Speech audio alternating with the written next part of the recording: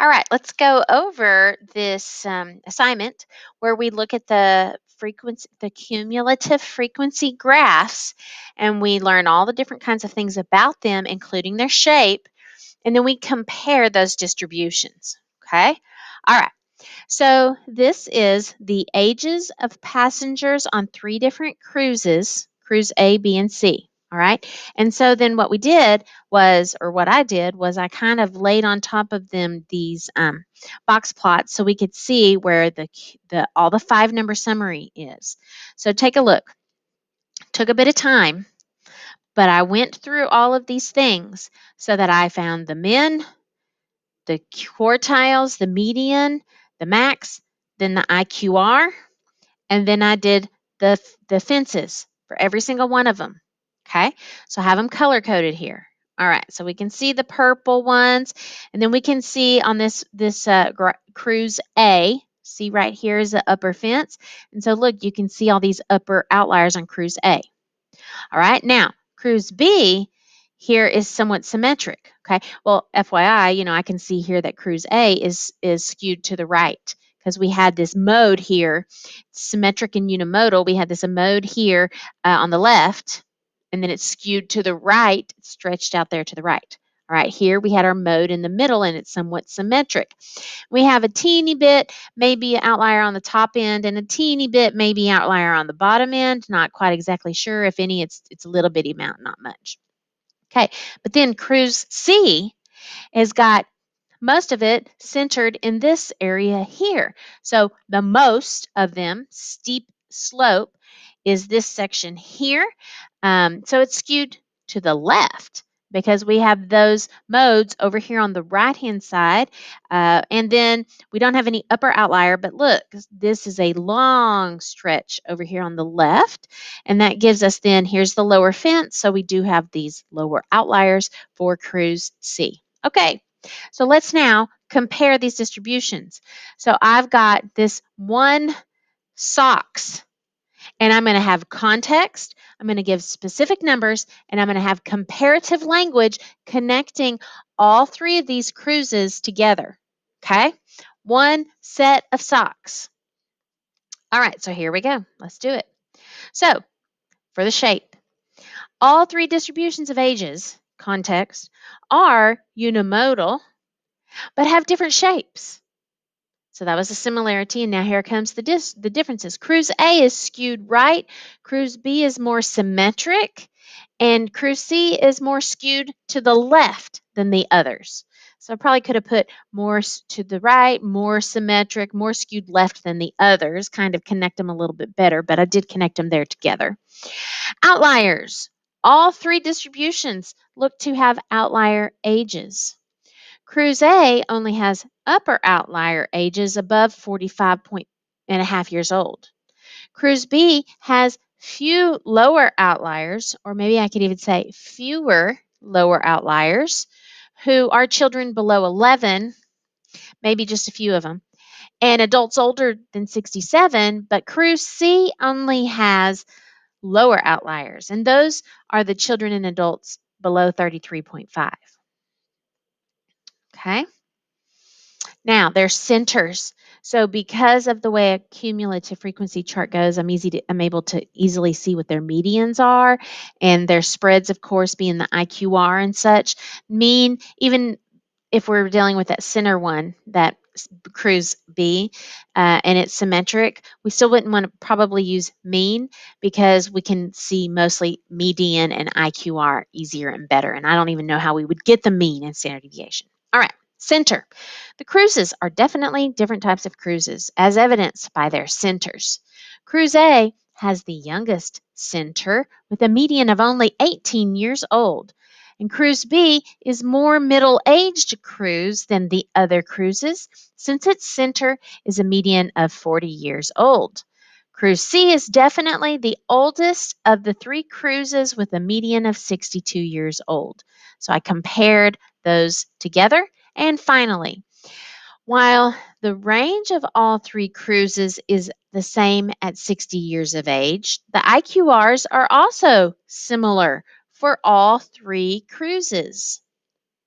The middle 50% of the passengers on all 3 cruises span about 13 years. The difference, however, is that cruise A's middle 50% is from 13 to 26 years old, which is the youngest. And cruise B's middle 50% are passengers that are middle-aged from 32 to 46, and cruise C's middle 50% of passengers are the oldest of the cruises with ages ranging from 53 to 66. Okay? So, I gave the similarities and the differences in that spread. All right, that is how you do a complete and full comparing your socks with specifics, with context, and with comparative language. All right, number 2. So here I, I had mentioned that perhaps we would skip this one in class. So I'm just going to kind of show you here. This was about the energy costs of 2 different kinds of freezers. Refrigerators, I guess, that have the freezer on the bottom, that drawer down there on the bottom, versus refrigerators that have the freezer on the top. Okay, so look here. I did look at these dot plots, and I gave those 5 number summaries, okay, including the fences. Okay, and then I'll just kind of show you this real quick.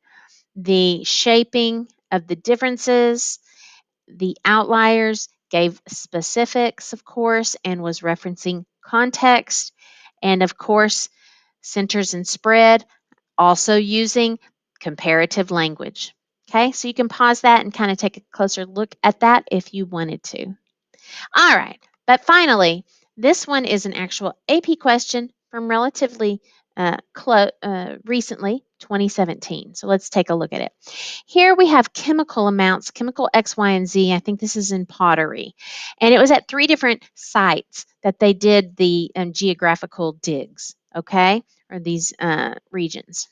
Okay, so the first question for chemical Z, describe how the percents found in the pieces of pottery are similar and how they are different among the 3 sites for chemical Z.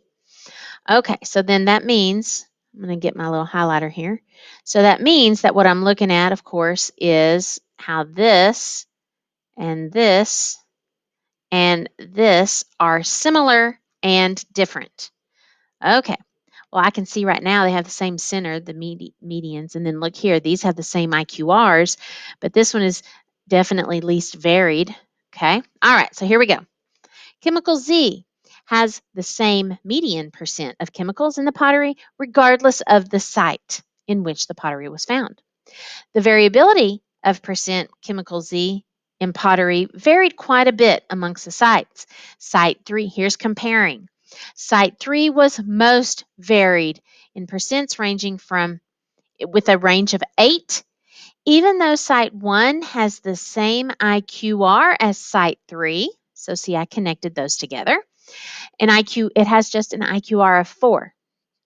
Oh, which is an IQR of 4, Site 1 has a less varied range of 6. Site 2 is definitely the least varied in its percent of chemical Z with a range of 2% and IQR of just 1%. Okay, similarities and differences amongst chemical Z in the 3 sites. Here we go.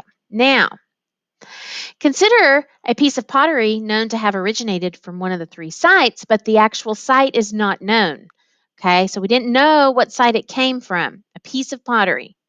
Suppose an analysis of the clay reveals that the sum of the percents of the X, the Y, and the Z in that pottery is 20.5. Based on that, which site, 1, 2, or 3, is most likely site where the pieces of pottery originated? Justify your choice. Now, I think the first time I did this, I thought that I was just going to average the medians or something like that, or see what the medians were, and then go with the one that was closest to 20.5, and that was not correct.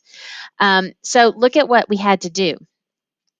I added together the maximum amount of chemicals of the X, Y, and Z and the minimum amount of chemicals of X, Y, and Z. And I found that because it's the sum of them, the sum of those percents. So see, that was kind of like your clue. So I summed all the chemicals and I got their max and their min. So it cannot be site 1 because 20.5 isn't a possibility in site 1. Okay, then I summed the maxes and the minimums in site 2. And look, it's all smaller than 20.5, so it couldn't be site 2. So therefore, with site 3, I summed them, and sure enough, 20.5 is there smack dab in the middle. Okay, about, not completely, but close enough. So it's most likely coming from site 3. Okay, because, and look, I said a sum of chemicals, that could be 20.5. All right, so now last one. Suppose that you can only have one chemical could be analyzed. Which chemical, X, Y, or Z, would be the most useful in identifying the site where the piece of pottery originated? Justify your answer. Well, look at what happens. If I looked at chemical Y at the 3 different sites, it is in a completely different range of amounts of chemicals. So if I just analyzed chemical Y and I had a number of it, then I would know definitively which one because it is different in each of those 3 sites. The other chemicals had overlap amongst the 3 sites, but chemical Y was differentiated amongst the 3 sites. So there it is. Chemical Y would be best chemical to test for when identifying the site because chemical percent values for Y are unique to each site. They are different from every site. And then I listed out what those amounts were. All right. That was what you had to do to get your full credit for this AP free response question comparing these distributions. I hope that helped and I hope you did well.